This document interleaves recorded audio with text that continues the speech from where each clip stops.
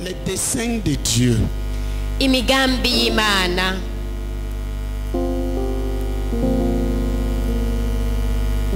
sont liés au vainqueur. ikurikira abahizi. La plupart des enfants de Dieu entreront dans le royaume de Dieu comme beaucoup d'enfants de Dieu entreront dans le royaume de Dieu comme au travers du feu. Abana b'Imana benshi bazokwinjira mu ijuru nk'abokowe mu muriro. Mais les desseins de Dieu Ariko imigambi y'Imana pour le moment et pour l'éternité muri kino gihe no mu bihe bidashira sont liés au vainqueur. Imatanye n'abahizi. Et parmi le peuple de Dieu, Kandi hagati na hagati y'ubwoko bw'Imana il y a le vainqueur. habamwo abahizi. Il y a ceux qui ont cédé. Il y a ceux qui ont cédé. Hariho n'abahesheje Se sont laissés dominer. barareka baraganzwa. Et il y a ceux qui ont décidé de vaincre. Hariho n'abafashe ingingo zo kunesha. Il y a les vainqueurs. Hariho abahizi. Il y a ceux qui seront sauvés comme au travers du feu. Hariho n'abazokizwa nk'abokowe bava mu muriro. Ce sont des gens qui ont reçu la victoire de Jésus mais ne l'ont pas exercée. Hari nabo bahawe intsinzi ya Yesu ariko ntibaheza ngo bayakire. Tu es appelé à être des vainqueurs. Bari barahamagariwe kuba abantu banesha Vécu en vaincu. ariko baraneshejwe. Et il y a les perdus. Hakabaho n'abazimiye. Chacun d'entre nous ici Umwe wese hagati muri twebwe hano fait partie de l'une des trois classes. abari umwe muri iyo migwi tubabariye. Nous pourrons le poser ainsi. Turashobora kubishushanya hano.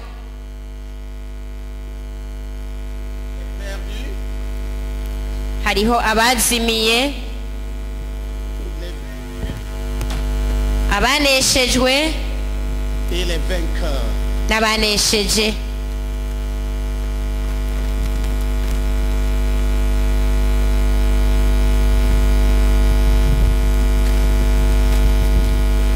Chacun d'entre nous tient à un.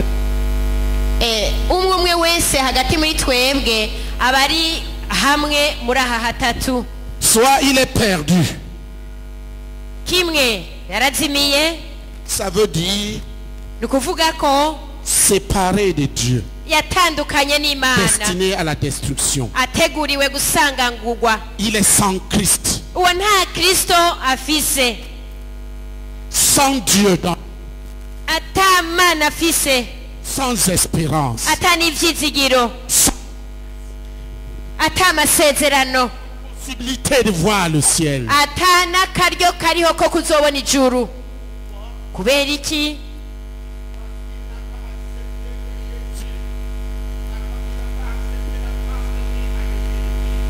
Ntaba yaremereye Yesu Kristo kumwakira n'ukubaho ku bwa Yesu Kristo. Il y a les perdus. Hariho abazimiye, Dieu les a créés pour lui-même. Imana yari yarabiremeye, Comme ils n'ont pas compris qu'ils ont été créés pour Dieu, pour Dieu, ariko kubera batatahuye ko baremwe n'Imana ibiremeye kandi baremwe ku bwayo, et qu'ils ont décidé de vivre sans Dieu, hanyuma Dans bakafata le péché. ingingo yo kubaho badafise Imana bari mu vyaha, Dieu les a livrés Imana yaciye ibaheba des religions. naho bokura amadini. La preuve qu'ils appartiennent au diable, Ikimenyamenya ko ari aba Satani c'est qu'ils font les œuvres du diable. nuko bakora ibikorwa vya Satani. Ils sont N'abahinga mu bijanye no gukora ibyaha, Et chaque jour qui passe, kandi umunsi wose uko ils urengana grandissent dans la capacité de faire du mal. babandanya bakura mu bushobozi bwo gukora ibibi. Ils sont perdus. Barazimiye Sans Christ, badafise Kristo, sans Dieu. batavise Imana, Ils marchent dans le monde sans Dieu. bagendagenda aho mw'isi badafise Imana. Dieu, comment Mbega umuntu yobaho gute adafise Imana? Qui a mal au bras là? Qui a mal au bras? Ninde ababara mu kuboko? Quelqu'un a mal au bras, lève la main. Umuntu ababara mu kuboko nakirize.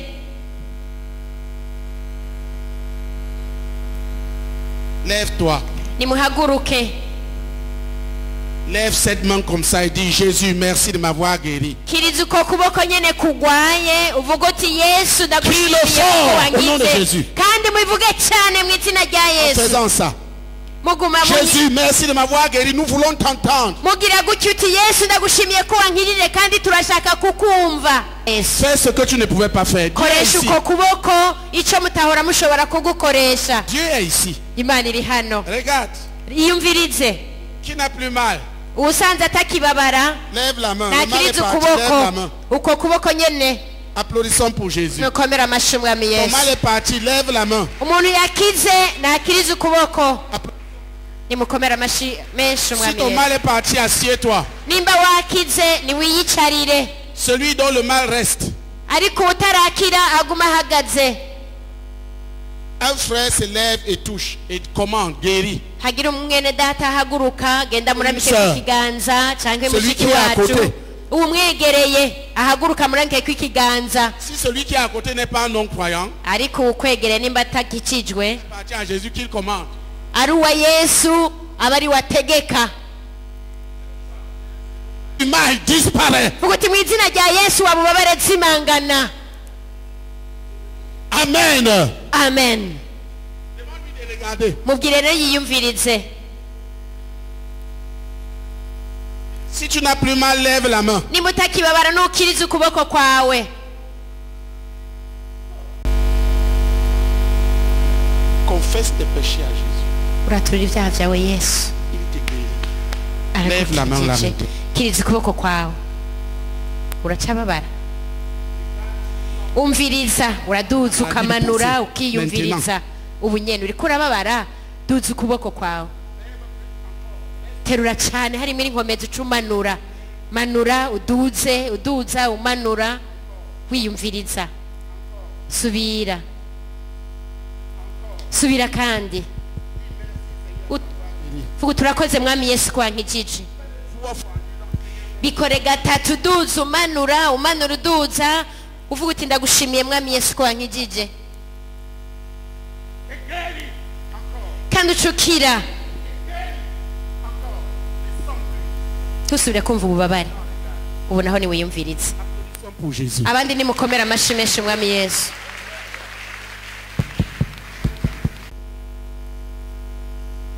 Vas-y. Bandanye. Laisse tes paroles. Reka ayo majambo ngo biriko biraza. Fais le Wowe mouvement. yumvirize gusa. Vas-y. Yumvirize. Tu sens mal maintenant. None n'ubu uriko urababara. Est-ce que tu sens mal? Uriko urababara. Ah. Ishura. Tu sens mal où? Hehe. Douleur. Ubabare. Lâche-le. Murekure. Tu es rétabli. Wamaze kunaguka. Donne ta vie à Jésus Ubuzima bwawe Yesu. et suis-le. hanyuma umukurikire Tu le veux? urabishaka Tu veux donner ta vie à urashaka guha ubuzima Jésus? bwawe yesu yego Qui le connaît? ninde amuzi Prends-le et conduis-le. ngwino umwakire Prends-le umwakiritse et umwami conduis-le au yesu Seigneur. Applaudissons pour Jésus. komera amashyi umwami yesu Dieu est ici. imana iri hano Dieu est avec nous. imana iri kumwe natwe Parce que nous sommes des enfants de Dieu. kubera kuko natwe turi abana b'imana Mais pour celui qui n'a pas Jésus, ariko kubw'uwo wese la Bible atagira dit dans Éphésiens mu banyefeso qu'il est sans Christ, ngo nta kristo bagira sans Dieu dans nta le monde. mana bafise muri bo Dans le monde, il est livré à lui-même et livré au diable. mu isi baba barihevye ari abasatani Sans espérance. nta n'ivyizigiro bagira C'est l'enfer qui l'attend. n'umuriro udahera uba ubarindiriye Sans promesse. nta n'amasezerano bagira Les promesses de Dieu ne sont pas valables pour lui. amasezerano y'imana bobo ntabaraba Sans possibilité d'entrer au ciel. nta n'akaryo kaba kahari ko kuzokwinjira mu ijuru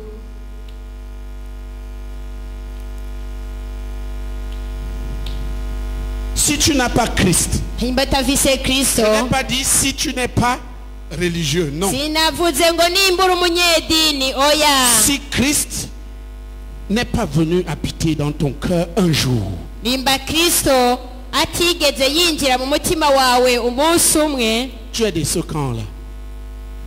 Tu es de ce camp. uri muri aba bantu turiko turavuga Tu peux aller à la messe. urashobora kugenda mu misa Tu peux même faire des gymnastiques religieuses. Mais Urashobora no tu demeures kugira- un pécheur et tu le sais.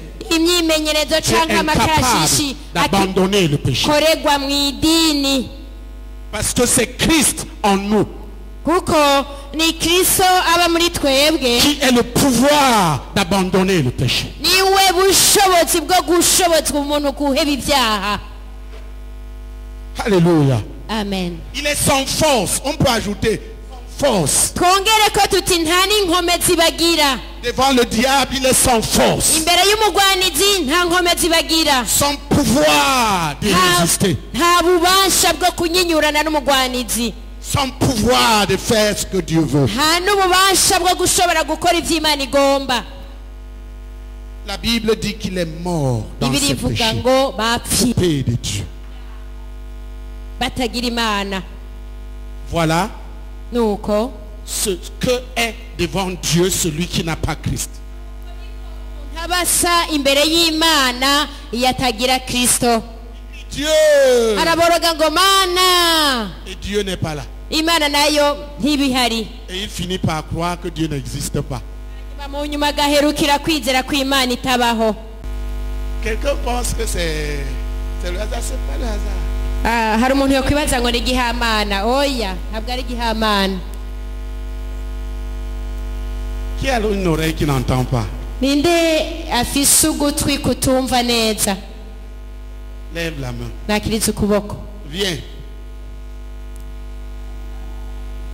Applaudissons pour la guérison de son oreille. komera amashyi menshi imana kubona ugutwi kugira Viens. ingo Applaudissons encore pour la guérison subira de son kandi oreille. mukomere amashyi imana kubera ugutwi kwe kwamaze gukira Ils sont plus forts. amati menshi cyane Tu avais une oreille qui n'entend pas. wari ufite ugutwi kutumva Depuis quand? kuva ryari C'est quelle oreille? ugutwi Viens. Bouche l'oreille qui entend. nuzibire ugutwi kumva Tu bouges bien. kandi uzibire cyane raba hariya iyo uvuye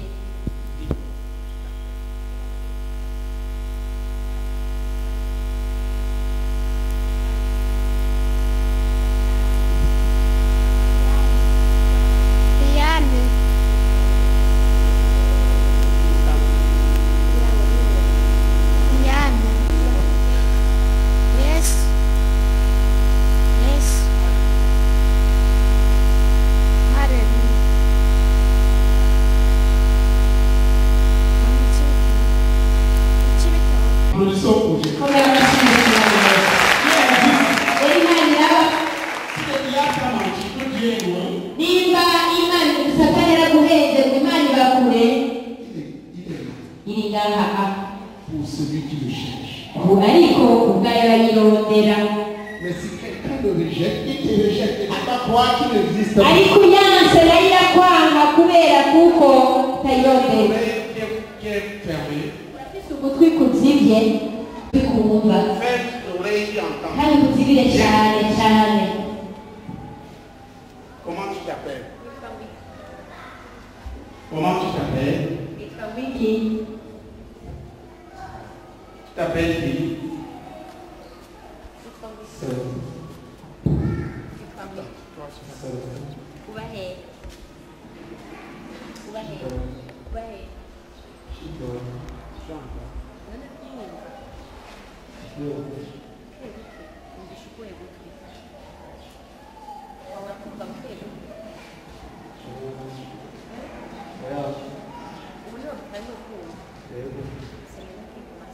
Applaudissons pour Jésus.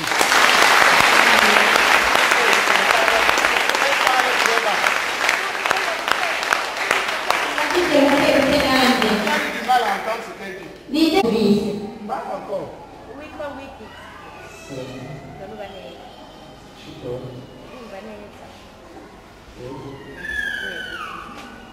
Applaudissons pour Jésus.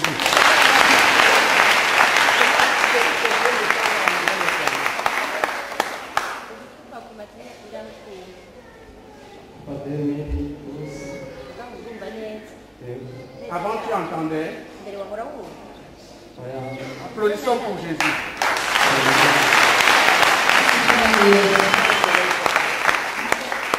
Elle n'entend pas.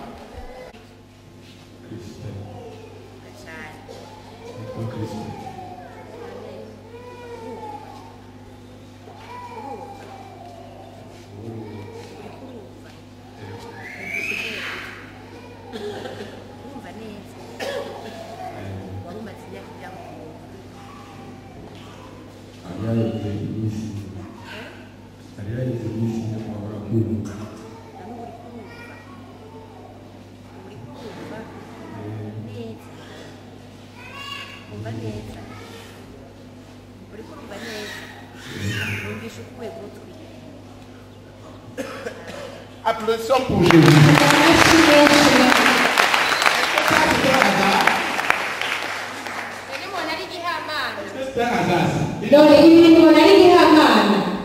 Chacun finit par voir ses craintes pour sa foi.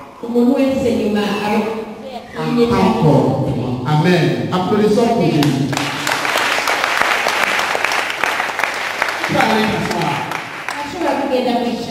Qui commence à croire Jésus?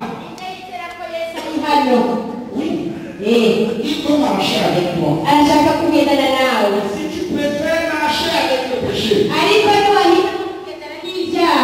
va te laisser seul. Tu auras fait le choix du diable. Dieu, tu te répondre. Tu es seul. uri wenyene Pas d'espérance devant toi. nta vyizigiro uba ufise imbere Il yawe n'y a pas de plan nta n'imigambi qui t'attendent. ibikurindiriye Parce que c'est Dieu qui a le plan pour la vie de chaque personne et Kuko tu l'as mis loin de toi. ni imana niyo ifise umugambi ku muntu umwe umwe wese Pas d'espoir, nta n'ivyizigiro ni pour la vie présente, haba muri ni buno pour la vie bugingo future. canke mu bugingo Il n'y buzoza a aucune promesse de Dieu qui est pour toi. nta n'isezerano na rimwe ry'imana uba ufise Tu as rejeté Christ. kubera kuko wanse kristo Tu as refusé waranse de le recevoir waranse et de kumwakira marcher avec lui no selon sa kugendana parole nawe dans la foi wisunze et ijambo l'obéissance. ryiwe.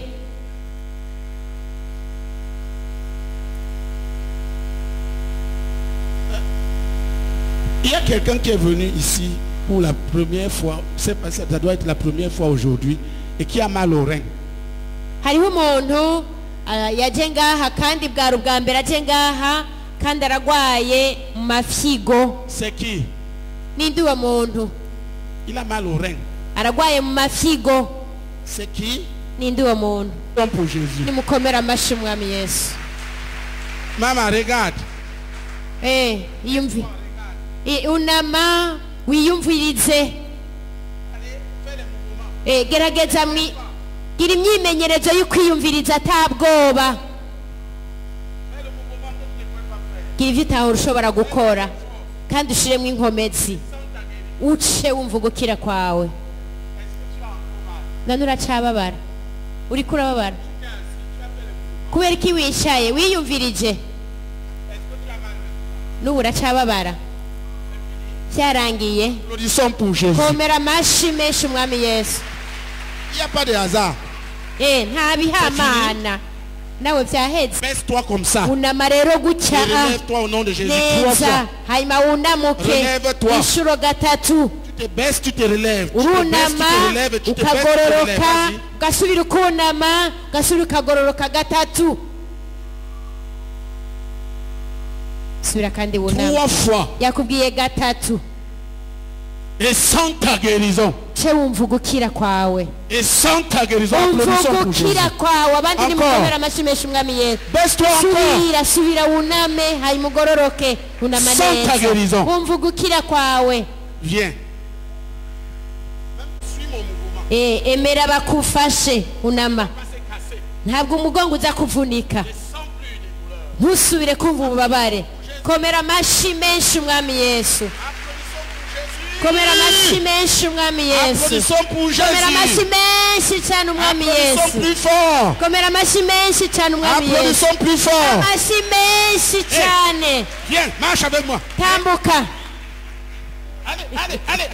Et ne sens plus de douleur. Ntusubire kumva ububabare. Ne sens plus de douleur. Ntusubire kumva ububabare. Hindukira mugaruke. Tambuka. Plus fort. Et ne sens plus de douleur. Ntusubire kumva ububabare. Applaudissons pour Jésus. Mukomera amashi menshi umwami Yesu. Maintenant regarde. Urene subira kandi wiyumvirira ata uriko aragufasha. Unama kwa kundi. Aho rero. Tu as mal maintenant. Urababara none ubu.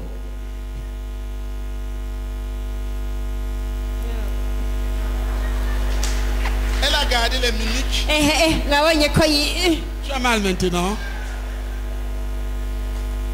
Urababara Est-ce que tu as mal? Uriko urababara. Oya birahetse, c'est fini. C'est fini. Amen. Regarde. Raba. Tu dois enlever les mimiques des malades. Uteza gukuraho ibimenyetso by'ingwara. La maladie suit celui qui est malade. Kuko ingwara ikwirikira umuntu agwaye. Jésus dit que moi je suis guéri. Yesu avuga ngo jewe narakize. Je marche. Ndaheza ngatambuka. Guéri. Voilà comment marche les Mwabonye ingene abantu bakize bata. Et il se retrouve dans la victoire. Ubandanya utambuka maze ukisanga mu ntsinzi. Applaudissons pour Jésus. Komera amashi menshi umwami Yesu. Regarde maintenant, est-ce que tu as yareka kugenda. toi-même tu sois convaincu. Dushaka nawe wumve ko wemejwe ko wakize. Est-ce que tu as la douleur? Eko ariyumviriza. Applaudissons pour Jésus. Komera amashi umwami Yesu. Alléluia!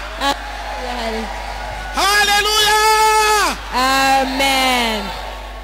C'est bon maintenant? Bimeze neza? Amen. Bimeze neza. Amen. Alléluia! Amen. Oui. On ne fait pas semblant. C'est la vérité. Ntimushobora kubesha n'ukuri. Jésus-Christ est Seigneur. Yesu Kristo n'umwami. Il est le même hier, aujourd'hui et éternellement. Ko yarari ejo niko ari uyu munsi kandi nuko Et azokwama si tu ne le crois ibirahera. pas et tu ne te donnes pas à lui, tu iras en enfer. Kandi Ça, c'est sûr. nutavyizera hanyuma ngo umwakire uzoherukira kuja mu muriro udahera. Mais avant d'arriver en enfer, Ariko imbere yo gushika mu muriro udahera, tu vas commencer à écouter le diable ici. uzobanza kubura umvirira bene data. Quand je te regarde, je m'attends à ce Iyo nkuravye nitega ko Imana ikora que ikintu. je suis plein d'espérance. Nuzuye ivyizigiro.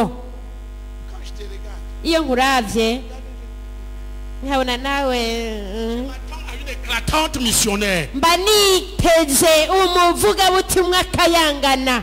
Alléluia! Amen. Je m'attends toujours au meilleur. Nama nitega iminsi yose ibintu vyiza Parce cyane. que Christ est en moi, Kubera Kristo ari muri jewe. l'espérance de la gloire. Ivyizigiro Christ vy'ubwiza. en moi, Kristo muri jewe. l'espérance de la gloire. Ivyizigiro vy'ubwiza. Christ en moi. Kristo muri Et je jewe. dois m'attendre à la gloire. Hegerezwa kwama niteze Quand Christ ubwiza. est en moi, Kristo ari muri jewe. je m'attends à voir les choses aller de mieux en mieux. nitega ko ibintu bibandanya bigenda neza. Christ, la Bible dit Christ en moi. Bibiri imbwira ngo Kristo muri jewe. Pasteur, sort ce passage. Pasito ndondere uwo murongo. Christ en nous. Kristo muri twebwe. L'espérance de la gloire. Ivyizigiro vy'ubwiza. Hari abantu bafise Kristo ariko bagomeza ngo bitangira itama. Il tue l'esprit de Christ qui est en eux. Baba bariko bica mpemu wa Kristo ari muri bo. Il l'empêche, il l'attriste. Baba ramushavuza. Oui, je peux avoir mal à la main. Ndashaka kuba mbabara mu kuboko. Mais je marche en vainqueur. Ariko ngatambuka nk'uwanesheje. Quand j'ai mal à la main, kandi iyo ngwaye mu kuboko naho ngenda ndakuzungagiza nk'ugukomeye. Na kwa kuboko nyene ndakuzungagiza. Victoire sur la maladie de main vient. Intsinzi gacikwirikira kwa kuboko kwanje nk'uwanesheje. Il a Christ hariho Kristo et il est plein d'espérance. kandi yuzuye Il n'ivyizigiro. s'attend au meilleur de ce que Dieu a. Akama yiteze vyiza vyiza Et au Imana meilleur ifise de ce que Dieu fait. na vyiza vyiza Imana ikora. Tu as mal au genou. Urabara mu ivi. Hein, lève-toi. Haguruka. Alléluia. Haleluya.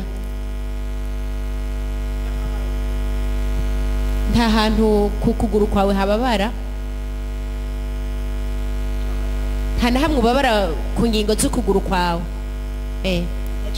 None kweki wicaye. Ndakuravye ukaguma wicaye. C'est comme ça que les gens vont rater même le ciel. Nuko niko abantu bazohava bahomba n'ijuru. La trompette va siffler. Inzambe ngo brrrr. Ngo genda umushinga ntahe. Umushinga ntahe. Naho yogira ntahaguruka ku busa gusa. Iyumvirize rero. Iyumvirize hajya nyene wari kurababara. Uracababara? Komera amashi menshi nawe uyumvirize. Bouge-le. Alléluia. Bouge. Yiganyije uko kuguru Bouge-le plus fort. cyane. Est-ce que tu as mal? Urababara? Ari hano. Pour celui Kuri uwo wese qui le cherche. amurondera. Regarde. Iyumvirize nawe. Est-ce que tu as encore mal? Mbega uracababara? Oui. Très bien.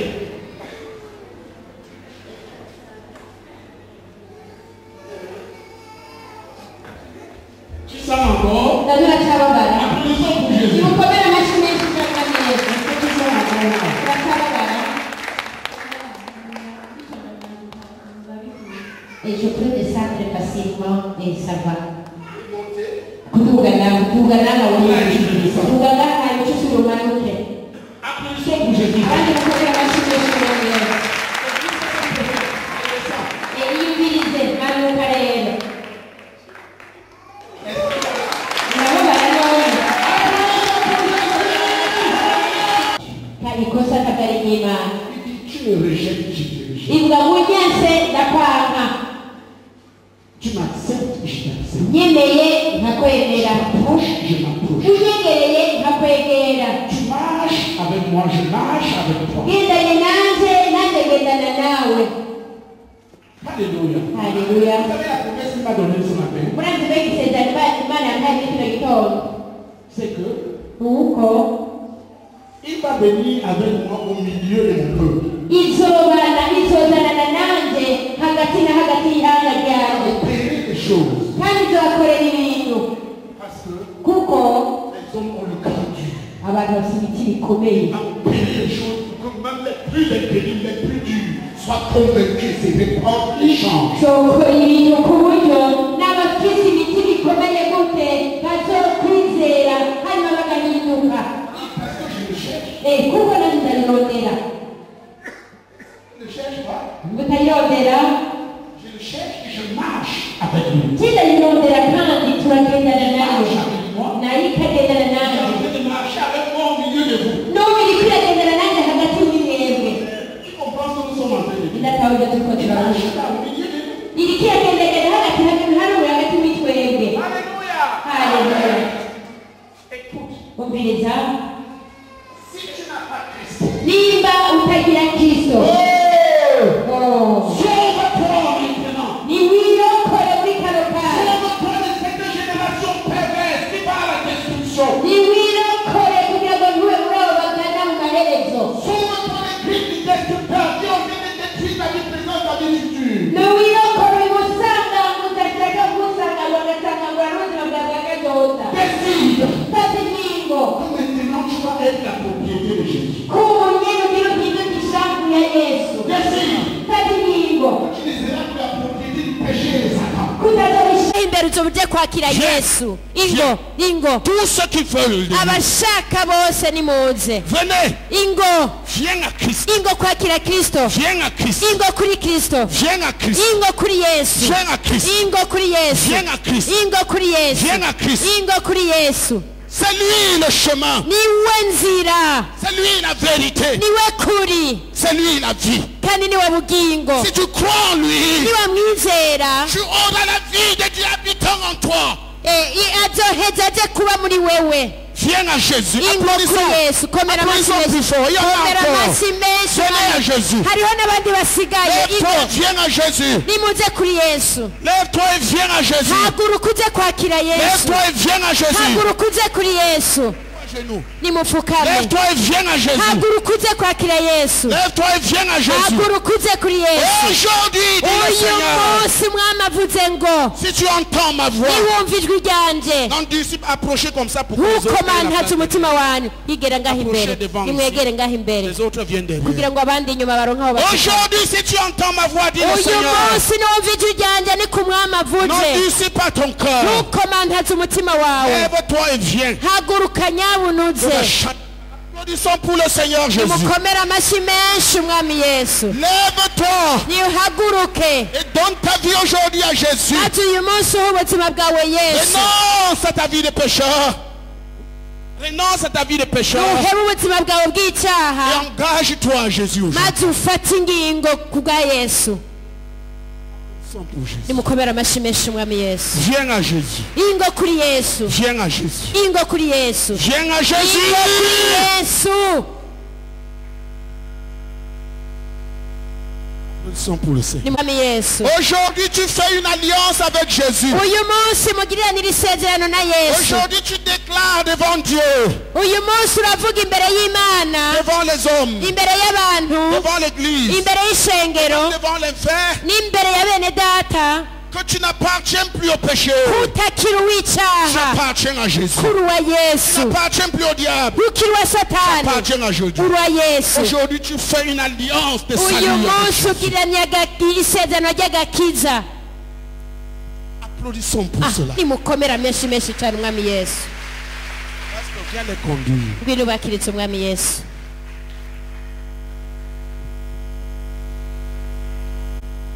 uvuge cyane uti mwami Yesu ndagushimiye cyane ko uyu munsi numvise ijwi ryawe nanje nditavye muri aka gatondo. mwami Yesu Kristo, nahora ndagukekeranya ko ariko uyu munsi ndabonye kuri Imana, ndabonye kukiza kandi ndabonye kubohora. none ndagusavye imbabazi ku byaha byose nakoze. mwami Yesu ndagusavye ngo mbabarire.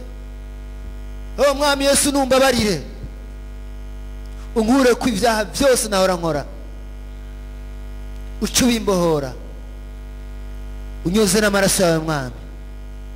ndi Kristo, turajanjaguye ingoyi zose z'umwansi mu izina rya Yesu Kristo. ingoyi z'ibyaha zose turazimenaguye mu izina rya Yesu. mu izina rya Yesu Kristo turasambuye ibya Satani byose mu buzima bwanyu. mu izina rya Yesu Kristo turabaramyemo ubwonko bw'icyaha. mu izina rya Yesu Kristo turasanze kugira ngo mwe yarabuzure, mwe yarabuzure. mu izina rya Yesu Kristo ubuzima bwanyu bwiganzirwa na Kristo Yesu.